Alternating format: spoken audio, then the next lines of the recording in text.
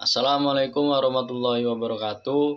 Perkenalkan, nama saya Satria. Saya mahasiswa Fakultas Hukum Universitas Malikus Saleh. Saya dari kelas Hukum Asuransi 6D. Yang saya hormati Bapak Arif Rahman selaku dosen pengampu mata kuliah Hukum Asuransi. Sebelumnya, izinkan saya untuk menyampaikan dan mempresentasikan topik yang keenam, yaitu mengenai reasuransi. Jadi asuransi dan reasuransi adalah dua entitas yang tidak bisa dipisahkan. Masing-masing memiliki peran mengurangi risiko yang harus ditanggung. Perusahaan asuransi mengurangi risiko finansial yang harus ditanggung nasabah. Sedangkan reasuransi mengurangi risiko dari perusahaan asuransi. Manfaat reasuransi membantu perusahaan asuransi dalam hal untuk memperbesar kapasitas penerimaan risiko-risiko tertentu oleh perusahaan asuransi. Sarana melakukan penyebarluasan risiko yang ditanggung oleh suatu perusahaan asuransi, stabilisasi keuntungan perusahaan, meminimalkan cadangan teknis yang dibutuhkan, mengembangkan kegiatan perusahaan serta peningkatan asas profesionalisme dan daya saing perusahaan. Bentuk reasuransi. Reasuransi yang pertama proporsional. Reasuransi proporsional adalah bentuk reasuransi di mana pembagian saham atau share premi dan beban klaim perusahaan asuransi dan perusahaan reasuransi selalu dalam proporsi sama. Bentuk ini digunakan dalam reasuransi menggunakan metode fakultatif, kuota share surplus dalam treaty reinsuransi, dan fakultatif obligator. Reasuransi lanjut kita yang kedua, yaitu reasuransi non proporsional. Reasuransi non proporsional adalah bentuk reasuransi di mana pembagian saham atau share premi dan beban klaim untuk perusahaan asuransi dan perusahaan reasuransi tidak dalam proporsi sama. Perusahaan asuransi akan menanggung sendiri kerugian dari beban klaim yang menjadi tanggung jawabnya kepada tertanggung dalam bentuk first loss insuransi hingga batas jumlah yang telah disepakati. Nantinya perusahaan reasuransi ini hanya akan ikut menanggung beban klaim jika jumlah klaim melebihi batas seperti dalam perjanjian. Bentuk reasuransi non proporsional digunakan dalam reasuransi yang menggunakan metode excess of loss dalam treaty reassurance. Metode reasuransi yang pertama yaitu treaty. Treaty adalah perjanjian tertulis antara perusahaan asuransi dengan perusahaan reasuransi. Treaty pada umumnya dibuat untuk suatu portofolio bisnis tertentu selama periode 12 bulan atau tahunan. Treaty reasuransi dibagi menjadi treaty proporsional dan treaty non proporsional. Treaty proporsional ada dua, yaitu kuota share yang pembagian saham atau share resiko dalam presentasi tetap. Surplus treaty reasuransi di mana perusahaan reasuransi menanggung kelebihan resiko atas resiko sendiri ataupun own retention dari perusahaan asuransi.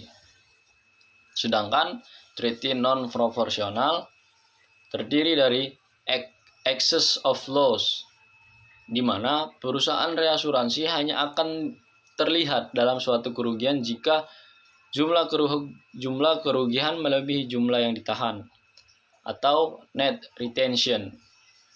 Perusahaan asuransi maksimum tanggung jawab perusahaan reasuransi dibatasi sampai jumlah tertentu yang disebut cover limit, stop loss atau excess of loss ratio, yaitu jenis reasuransi di mana dasar penetapan tanggung jawab perusahaan asuransi dan perusahaan reasuransi dinyatakan dalam bentuk persentasi perbandingan antara pendapatan premi dengan klaim atau loss ratio.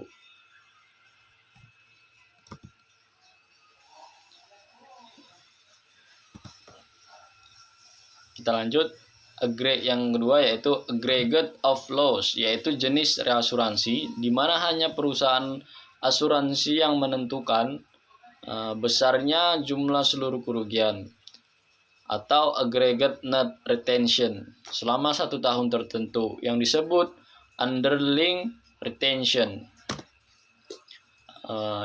Kita lanjut, yang ketiga yaitu fakultatif. Fakultatif adalah suatu perjanjian reasuransi antara perusahaan asuransi untuk bebas menentukan apakah akan mereasuransikan resiko yang ditanggungnya atau tidak. Dalam bentuk ini, perusahaan reasuransi juga bebas menentukan apakah akan diterima atau menolak resiko yang direasuransikan oleh perusahaan asuransi. Dalam fakultatif, resiko yang akan direasuransikan ditawarkan secara individual, kasus per kasus, kepada perusahaan reasuransi dengan menyampaikan seluruh fakta-fakta penting atau material fact mengenai resiko tersebut, syarat dan kondisi pertanggungan, jumlah retensi perusahaan asuransi terkait, suku premi yang berlaku, hal lain yang menurut perusahaan asuransi terkait perlu untuk disampaikan. Yang keempat yaitu fakultatif obligatory. Fakultatif obligator yaitu perjanjian reasuransi di mana perusahaan asuransi bebas menentukan apakah akan mereasuransikan risiko yang ditanggungnya atau tidak. Yang keempat, POL merupakan perjanjian reasuransi di mana beberapa perusahaan reasuransi atau perusahaan reasuransi yang menjadi anggotanya masing-masing memiliki saham atau share dengan jumlah presentasi tertentu, baik terkait penghitungan premi yang diterima maupun klaim harus dibayarkan. Pada umumnya, POL dibentuk untuk menanggung resiko-resiko yang sangat berbahaya, di mana seluruh anggota wajib mengasuransikan resiko tersebut 100% kepada pool. Keuntungan bisnis pool akan dibagikan kepada para anggota pool secara proporsional. Jadi perbedaan asuransi dan reasuransi tadi, meskipun sama-sama menanggung sebuah risiko untuk hal yang diasuransikan, perusahaan asuransi dan perusahaan reasuransi sangat jauh berbeda. Ada banyak hal yang harus dilakukan perusahaan asuransi ternyata tak perlu dilakukan oleh perusahaan reasuransi. Berikut adalah perbandingan utama dari keduanya, yaitu yang pertama, hubungan tertanggung tidak memiliki jalur komunikasi sekali sama perusahaan reasuransi. Yang kedua, branding dan periklanan. Karena tak berhubungan dengan tertanggung sama sekali, reasuransi tidak perlu memasang iklan apapun untuk menarik nasabah. Karena itu adalah tugas perusahaan asuransi untuk mencari yang notabene-nya adalah di segmen retail. Perusahaan reasuransi tidak perlu melakukan iklan karena kliennya adalah perusahaan asuransi itu sendiri.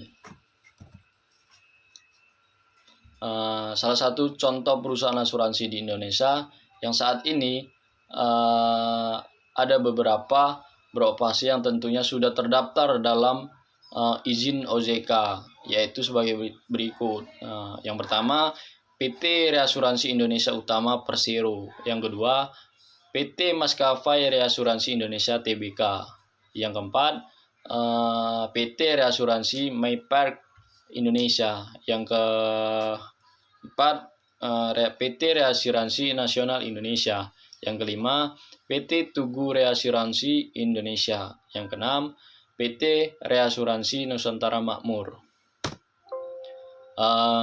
Itu tadi jenis-jenis contoh-contoh perusahaan reasuransi dan perbedaan reasuransi dengan asuransi.